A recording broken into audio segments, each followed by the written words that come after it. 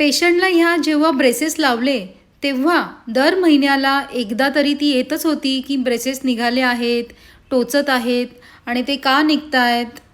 पहिल्या महिन्यामध्ये आम्ही तिला ते लावून दिले आणि तिला सांगितलं की हे पदार्थ तू खायचे नाही.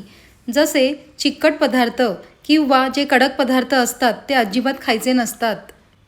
परंतु पेशंट वयाने लहान असल्यामुळे तिने इतकं सिरियस घेतलं नाही आणि पुन्हा ती घरी गेली आणि पुन्हा तिने काकडी खाल्ली, खारी खाल्ली, टोस्ट बटरसुद्धा खाल्ले.